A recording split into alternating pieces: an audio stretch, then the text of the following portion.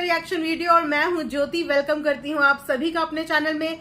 Channel में new हो तो प्लीज चैनल को जरूर सब्सक्राइब करें और आइए इसी के साथ आज का रिएक्शन वीडियो करते हैं शुरू। दोस्तों, मेरे पास मेरे एक सब्सक्राइबर का मैसेज आया था और उन्होंने इनफैक्ट मुझे इंस्टाग्राम पे भी एक क्लिप सेंड करी, जिस क्लिप में एक काफी पुरानी ओल्ड वीडियो थी, मतलब ओल्ड इंटरव्यू था, लेकिन उस क्लिप में जनाब अपने और पीपिका मैडम के रिलेशनशिप को लेके कुछ ऐसी बातें बोल रहे थे जिन्हें सुन के मैं एक मिनट के लिए शॉक में रह गई कि मतलब अभी तक जितनी भी रूमर्स सुनने को आ रही थी, कानों में पड़ रही थी, जगह जगह हमने काफी सारी वीडियोस भी देखी और आज एनएफ ने भी अपने वीडियो में इस बात का जिक्र किया, यानी कि कहीं ना कहीं कुछ चीजें सच हैं, जिसकी वजह से बोलते हैं ना कि आग भी वहीं लगती है जहां पे धुआं या चिंगारी लगती है। तो डेफिनेटली जो भी चीजें ऑन एयर इधर उधर फैलती हैं उन बातों में कुछ तो सच्चाई होती होगी। तो उस इंटरव्यू में मैंने उस क्लिप में देखा कि जनाब पीपिका मैडम के लिए ये बोलते हुए नजर आ रहे थे कि इन पे तो मेरा दिल आज से 5 साल पहले ही आ चुका था। मतलब 5 साल पहले दिल आने का मतलब है कि जिस समय वो ऑलरेडी एक रिलेशनशिप में थी, यानी कि उनकी शादी हो रखी थी, वो शादीशुदा थी, तो जनाब का दिल शादीशुदा औरत पे आ गया था 5 साल पहले ही। कहीं ना कहीं इसका तो मतलब यही हुआ ना कि पीपिका मैडम जब अपनी शादी में थी तो उनका एक एक्स्ट्रा मैरिटल अफेयर चल रहा था अपने ही फ्यूचर हस्बैंड के साथ, क्योंकि उस समय तो खैर वो उनके हस्बैंड थे नहीं, बट यस इनका एक्स्ट्रा मैरिटल अफेयर चल रहा था अकॉर्डिंग टू दैट वीडियो। ये समझ में मुझे आया और ये बातें मैंने बहुत से अलग अलग चैनल्स में भी सुनी है, अलग अलग रिपोर्टर्स के मुंह से भी सुनी है। तो अब तो ये इन दोनों का दिल ही जानता है कि इस बात में कितनी सच्चाई है, कितना झूठ है। दोस्तों, वैसे तो ये दोनों के दोनों ज्ञान का भंडार बने फिरते हैं, एक से बढ़कर एक फैमिली के बारे में लेक्चर दिए जाते हैं कि प्यार बांटिए, एक साथ रहिए, अपनों को ऐसे रखिए, अपनों को वैसे रखिए। दीपिका मैडम को तो हमेशा अपना घर, मेरा पति, अब मेरा बच्चा, उससे पहले मेरे सास ससुर, मेरे माता पिता, सब कुछ मेरे यानी कि इनके जनाब के। लेकिन इनके अपने रिश्तों के बारे में हमने कभी नहीं सुना कि एक डंके की चोट पे एक बुलंद आवाज में पीपिका मैडम ने कभी ये कहा हो कि मेरे पापा, मेरी मम्मी, मेरे भाई, मेरी बहन, मेरा घर। एक लड़की का गुरूर उसके मायके से होता है। इतना पॉजिटिव और इतना स्ट्रांग एक लड़की फील करती है जब उसके मायके में भरपूर परिवार उसके साथ होता है। भले ही उसको अपने ससुराल में किसी भी चीज की कोई कमी ना हो, उसको एक लविंग और केयरिंग हस्बैंड मिले, अच्छा खासा हंसता खेलता परिवार हो, लेकिन एक लड़की की मजबूती उसके मायके से हमेशा जुड़ी होती है। लेकिन वहां पे मैडम के रिश्ते के नाम पे सिर्फ वही जो रिश्ते उन्हें उनके जनाब से मिले हैं वही उनके लिए सब कुछ है। जिन रिश्तों से उन्हें जन्म मिला है, जिन रिश्तों से उनको अपनी पहचान मिली है, उन रिश्तों का वो कभी जिक्र भी नहीं करती। अपनी कन्वीनियंस के अकॉर्डिंग उन रिश्तेदारों को बुलाती है और कन्वीनियंस खत्म होने के बाद टाटा बाय बाय ये होता है, ठीक है। तो खैर मैडम के इन कॉम्प्लिकेटेड रिश्तों को तो अधिकतर लोगों को पता ही है, इनके जितने भी कॉम्प्लिकेटेड रिश्ते हैं। तो अभी हाल ही में मैडम का 10-12 दिन के बाद एक व्लॉग आया और इतना बेसब्री से इनकी ऑडियंस को इनके व्लॉग का इंतजार रहता है कि शायद कुछ अच्छा, शायद कुछ नया, शायद कुछ रिफ्रेशिंग इस बार व्लॉग में देखने को मिलेगा, क्योंकि बहुत टाइम से ना तो जनाब का ना ही पीपिका मैडम का कोई व्लॉग आ रहा था। तो जब व्लॉग आया तो अगेन उस व्लॉग में वही चीजें, promotion and promotion. Madam promotion के लिए हामी भर देती है, प्रमोशन एक्सेप्ट कर लेती है, लेकिन उस प्रमोशन को बनाने में मैडम को 12 से 13 दिन लग जाते हैं और वो व्लॉग डालना इनकी मजबूरी इसीलिए हो जाती है क्योंकि कोलैबोरेशन के पेड प्रमोशन जो एक्सेप्ट कर चुकी होती है मैडम। और प्रमोशन भी किसका करती है मैडम?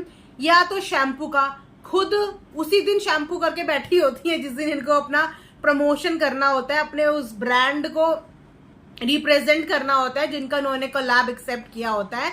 तो उसी दिन आके ये अपना हेयर वॉश करती है, मतलब इनका नहाने का दिन भी अपने प्रमोशन वाली वीडियो के दिन ही फाइनल होता है कि भैया आज तो नहाना ही पड़ेगा, क्या करें, मजबूरी है, पेड कोलैबोरेशन जो है, ऐसे कैसे पैसे दे देगा ब्रांड। तो वहां पे बहुत सारे लोगों को यही कमेंट आए थे कि मैडम पहले बालों में कंघा तो कर लो, ब्रांड प्रमोशन करती हूँ हेयर शैम्पू का और आपके खुद के ही बाल ऐसे लगते हैं जैसे शैम्पू ही नहीं हुए हुए हैं, खुद के ही हेयर आपके कॉम्ब नहीं रहते, कम से कम ब्रांड को प्रमोट करने से पहले अपने बालों को तो कॉम्ब कर लिया करो। एक उनकी येलो सी चेयर वहां पे बैठ जाती हैं और इतना प्रमोशन प्रमोशन प्रमोशन करती हैं, उसके बाद वापस से अपनी उसी स्थिति में आ जाती हैं। मुझे समझ में नहीं आता कि ऐसे लोगों को प्रमोशन देता कौन है, जो एक पूरे व्लॉग में भी अपना प्रमोशन जो है वो ढंग से निभा नहीं पाते हैं। सिर्फ 2-3 मिनट की क्लिप तक तो उनके बाल ठीक होते हैं, उसके बाद उनके बाल फिर से अपनी ही औकात में आ जाते हैं जैसे वो रहती ही हैं। तो ऐसे करके तो किसी भी, मेरे को तो नहीं लगता कि किसी भी ब्रांड का कोई प्रोडक्ट बिकता होगा। सबको समझ में आता है कि चेयर में बैठ के तो उस ब्रांड को प्रमोट कर लिया, बाकी शैम्पू करके बालों पे तो कोई असर, कोई फर्क पड़ा ही नहीं, क्योंकि मैडम ने एक व्लॉग में तक वो चीजें निभा नहीं पाई। तो आई डोंट नो कि क्या फायदा होता होगा ब्रांड्स को ऐसे लोगों के साथ कोलैब करके। ये ब्रांड की अपनी चॉइस है, इस पे हम क्या ही बात कर सकते हैं। तो उसके बाद बात करते हैं मैडम के पिताजी की गेस्ट अपीयरेंस, जो कि अक्सर देखने को मिलती है। लेकिन एक चीज के मामले में इनके पिताजी से इन्हें जरूर सीख लेनी चाहिए कि वो जब भी इनके घर में विजिट करते हैं ना, वो कभी भी बेबी को एकदम से अपने हाथ में नहीं पकड़ते। वो हमेशा उससे एक डिस्टेंस मेंटेन करते हैं, और ये डिस्टेंस मेंटेन करना भी चाहिए, क्योंकि हाइजीन पॉइंट ऑफ व्यू से आप बाहर से आने के बाद तुरंत से बच्चे के इर्द गिर्द नहीं जा सकते। और तो और इनके फादर जो है वो मास्क तक पहनते हैं। अब वहीं पे अगर इनकी बुआ की बात की जाए, यानी कि चालू अप्पी की, तो चालू अप्पी 5 मिनट बाद ही ऊपर पहुंच जाती है, ना हाथ वॉश करती है, ना मुंह वॉश करती है, ना ही कोई मास्क उनका रहता है। ट्रेन से वो ट्रैवल करते हैं, इतनी दूर से इतना लॉन्ग रूट ट्रैवल करके आते हैं, उसके बावजूद बच्चे के साथ कोई भी हाइजीन मेंटेन ही नहीं करते। तो ये तो इनके घर का हिसाब किताब है। पढ़े लिखे होने के बावजूद, एक सोशल इन्फ्लुएंसर होने के बावजूद, हाइजीन से इस परिवार का दूर दूर तक कोई भी रिश्ता नहीं है। सो इस फैमिली का व्लॉग आए और हमें फालतू की शॉपिंग ना देखने को मिले, ये तो कभी हो ही नहीं सकता। फिजूल खर्ची के मामले में, फिजूल शॉपिंग के मामले में तो इनके घर में एक से बढ़कर एक सदस्य रहते हैं। तो मैडम फिर से अपने लिए कपड़े लेने के लिए पहुंच गई भगवान कलेक्शन। चलो वैसे ना सही, भगवान कलेक्शन के नाम पे ही कभी ना कभी दिन में, महीनों में एक बार तो भगवान को ये याद कर लेती हैं। हालांकि बिग बॉस में तो उन्होंने बहुत बड़ी बड़ी बातें करी थी धर्म को लेके, लेकिन वो चीजें इनके व्लॉग में तो हमें देखने को मिल ही गई कि ये कितनी ज्यादा रिलीजियस है या कितनी ज्यादा धर्म के प्रति ईमानदार है।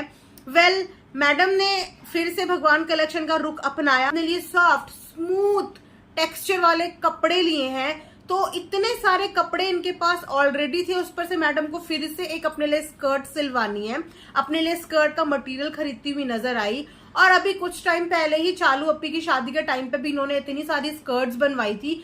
आज तक वो स्कर्ट्स पहने हुए हमने इन्हें नहीं देखा। इन्होंने इतनी बार स्टिच करते हुए अपने कपड़े शो किए हैं, मैंने ये स्टिच कराया, मैंने ये स्टिच कराया, लेकिन इन्होंने वो कपड़े आज तक कभी पहने ही नहीं है। तो वो कपड़े गए तो गए कहाँ? ऊपर से अभी इन्होंने थोड़े दिन पहले अपने मैटरनिटी ड्रेसेस दिखाए थे, इतने सारे मैटरनिटी ड्रेस दिखाए थे, लेकिन उसके बावजूद उनमें से एक भी मैटरनिटी ड्रेस ये पहनती हुई नजर ही नहीं आई। और तो और इन्होंने फ्रंट ओपन कुर्ती इसके पीछे अपना पूरा एक बर्थडे का व्लॉग निकाला था, जिसमें जनाब ने भी इन्हें बहुत सारे फ्रंट ओपन कुर्तीज गिफ्ट करे थे। उनमें से भी इन्होंने अभी तक कोई भी ड्रेस वियर नहीं करी। तो अगर फ्रंट ओपन कुर्ती को तुम्हें इतना ज्यादा प्रमोट करना था, लेकिन तुमने वापस से तो पहन वही अपने लंबे चौड़े घाघरे वाले कपड़े लिए हैं, अम्ब्रेला कट सूट पहन के तुम घूम रहे हो। अब तुमको अनकंफर्टेबल फील नहीं होता बच्चे को फीड कराने के लिए? वैसे तो तुमने पूरी जर्नी तुमने फ्रंट ओपन कुर्ती और फीडिंग इसमें निकाल दी, लेकिन अब तुम वही नॉर्मल घाघरे वाले सूट पहन के घूमती हो। तो पता नहीं ये लोग क्या बोलते हैं, क्या करते हैं, क्या दिखाते हैं और इन्हें चाहिए क्या होता है। जब इनके पास कोई कंटेंट नहीं होता तो तब ये या तो ये भगवान कनेक्शन में जाके कपड़ों की शॉपिंग करके आ जाते हैं, या ये अपनी फालतू की कोई भी तेलम तेल वाली रेसिपी हमको दिखा देते हैं। उसके बाद बात करते हैं इनके इंटीरियर की। तो इनके घर का इंटीरियर तो महीने पे महीने, दिन पे दिन निकल रहे हैं, लेकिन वो इंटीरियर पूरा होने को नाम ही नहीं ले रहा है, क्योंकि इन लोगों की दखल अंदाजी इतनी है कि ये इंटीरियर वालों के भरोसे चीजें छोड़ भी नहीं सकते हैं। ये अपने आप को फैशन डिजाइनर भी समझती हैं, ये अपने आप को even first class interior designer भी समझते हैं। और आपने इंटीरियर का सबूत इनका डोर देख ही लिया था। कमेंट सेक्शन में आप लोग मुझे जरूर बताना कितने लोगों को इनका जो डोर का डिजाइन है ना, वो गोल्डन स्ट्रिप वाला, वो कैसा लगा। पर्सनली बताऊं तो मुझे तो वो डिजाइन बिल्कुल भी पसंद नहीं आया। एक एलिगेंट तरीके से आप 5 BHK फ्लैट बना रहे हो, व्हाइट कलर का आपने बेस रखा है, तो मुझे समझ में नहीं आता ये गोल्डन, नीले, पीले ये रंग कहाँ से लेके आ जाते हो। कोई थिएटर, कोई डिस्को थोड़ी बनाना है। एक घर को होमली एटमॉस्फेयर देने के लिए उस चीज का इंटीरियर भी उसी के हिसाब से होना चाहिए। वेल ये पर्सन टू पर्सन वेरी करता है, किसी की कैसी पसंद होती है, किसी की कैसी होती है। इसीलिए मैं आप सबसे भी पूछूं कि आप लोग मुझे कमेंट सेक्शन में जरूर बताना जो डोर इन्होंने डिजाइन करवाया है वो डोर आप लोगों को कैसा लगा। यहीं पे आज का रिएक्शन एंड करते हैं। आई होप कि आप लोगों को रिएक्शन पसंद आया होगा। पसंद आएगा तो लाइक शेयर एंड सब्सक्राइब जरूर करें, और साथ ही साथ आप मुझे सजेशन में ये भी बताइए कि आप किस व्लॉगर के ऊपर किस टॉपिक पे रिएक्शन वीडियो चाहते हैं। आपके सजेशन मेरे लिए हमेशा यूजफुल होते हैं और आप सबके कमेंट्स का मुझे भी बेसब्री से इंतजार रहता है। तो वीडियो को देखिए, लाइक करिए, शेयर करिए और कमेंट करना बिल्कुल मत भूलिए। सो यहीं पे आज का वीडियो करते हैं एंड ये thanks for watching earth mom Dehradun.